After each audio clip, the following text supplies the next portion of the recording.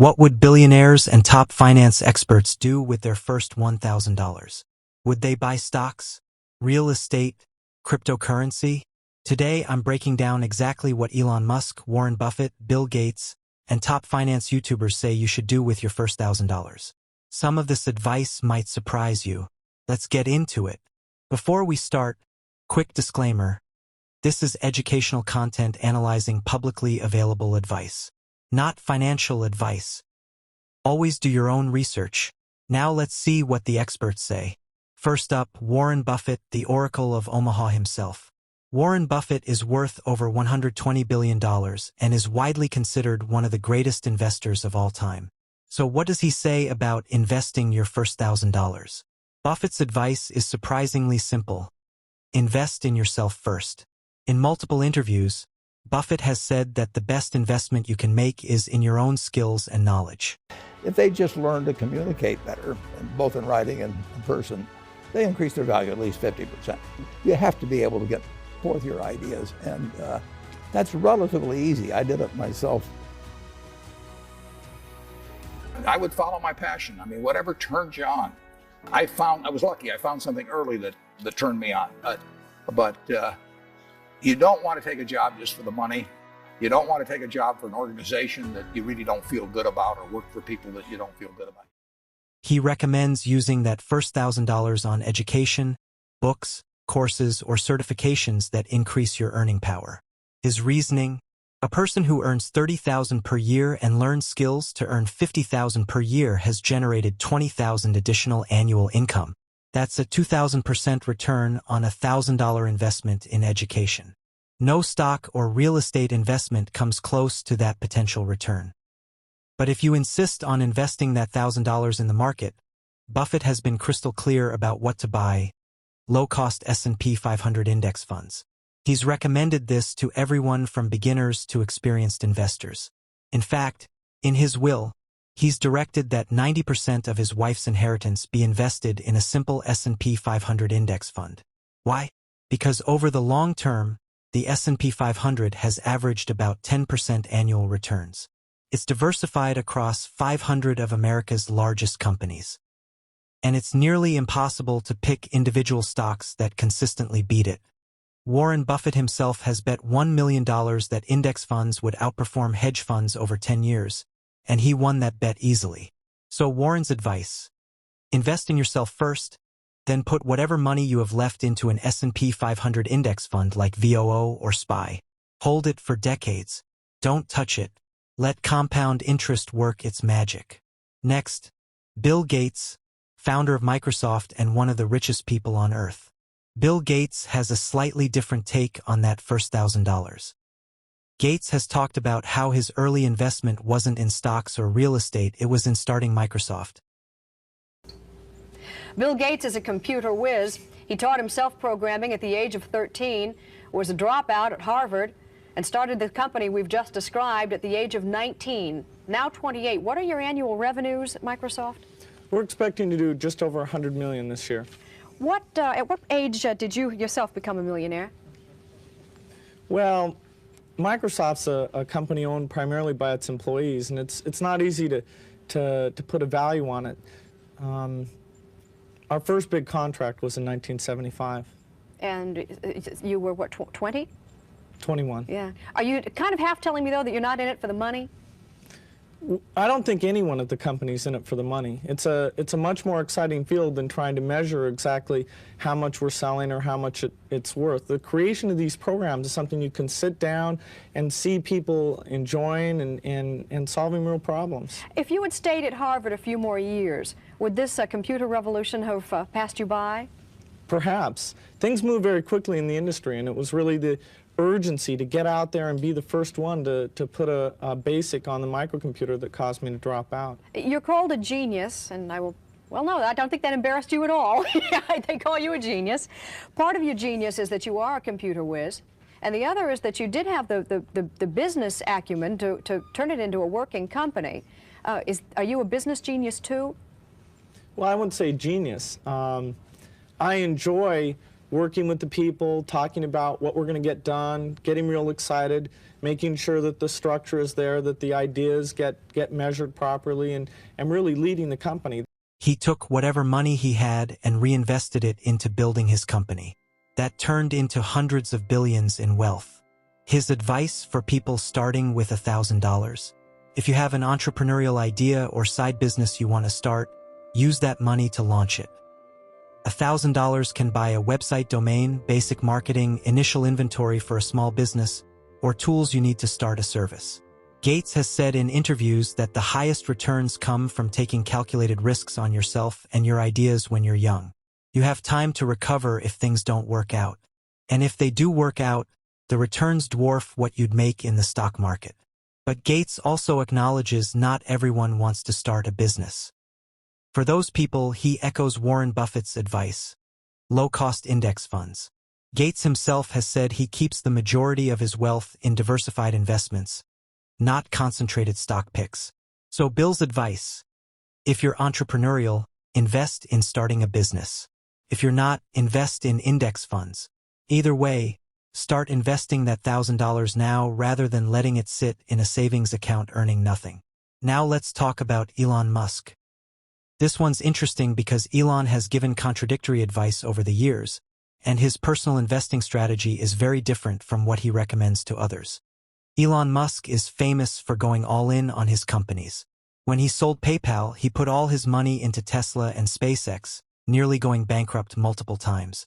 He's made and lost fortunes by betting everything on his vision. You organize people in a better way to produce products and services that are better than what existed before, and you have ownership in that company. That essentially gives you the right to allocate more capital. That's created massive wealth. He's worth over $200 billion. But here's the thing, Elon doesn't recommend his strategy to regular people. In fact, he's said in interviews and on Twitter that most people should not try to pick individual stocks. He's acknowledged that his success with Tesla stock is an outlier, not something easily replicated. For someone with $1,000, Elon has actually suggested investing in index funds for long-term wealth building. But he's also said something else that's crucial: invest in learning skills that will be valuable in the future. Elon specifically mentions coding, engineering, and understanding AI and technology. His reasoning aligns with Warren Buffett's. The best return on investment is increasing your own earning potential. A software engineer can make $100,000 to $200,000 per year. That $1,000 spent learning to code could generate millions over a career. So Elon's advice: learn high-value skills, especially in technology. If you're investing in the market, stick with index funds. Don't try to replicate his all-in, high-risk strategy unless you're prepared to risk everything. Now let's look at what top finance YouTubers say about that first $1,000. Graham Stephan, who has millions of subscribers and is worth over $10 million, has made multiple videos on this exact topic. Graham's advice for your first $1,000? Don't invest it yet. Wait, what? Yes. Graham says before you invest anything, make sure you have an emergency fund. That $1,000 should go into a high-yield savings account as the start of your emergency fund. You need 3 to 6 months of expenses saved before you start investing in stocks. His reasoning is that if you invest that $1,000 in stocks and then have an emergency, car breaks down, medical bill, lose your job, you'll be forced to sell your investments, possibly at a loss. The emergency fund protects your investments and lets them grow long-term. Once you have that emergency fund established, Graham recommends the same thing as Warren Buffett and Bill Gates: S&P 500 index funds. Specifically, he recommends VOO or VTI through a platform like Fidelity or Vanguard with zero commission fees. Andrei Jikh has a different take on that first $1,000. Andrei is known for his dividend investing strategy. His advice: start building a dividend portfolio immediately.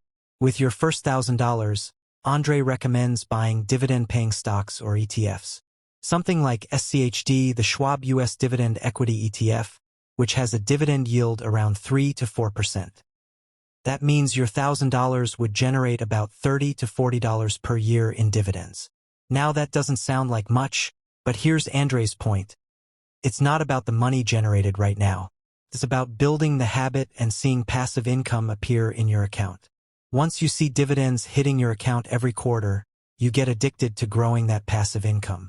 It motivates you to invest more. Andrei's strategy is to continuously reinvest those dividends and keep adding money to build a portfolio that eventually generates thousands per month in passive dividend income. He's built his wealth this way and says that first $1,000 is the psychological breakthrough that starts the journey. Meet Kevin has yet another perspective on the first $1,000.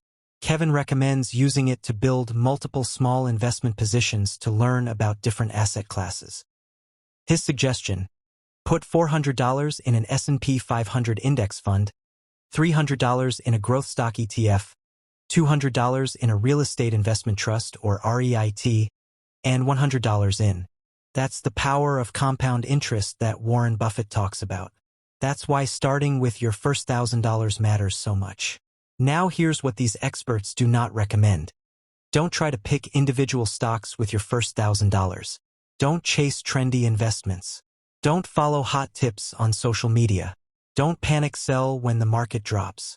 Graham Stephan has made videos showing how trying to pick the next Tesla or Apple almost always fails.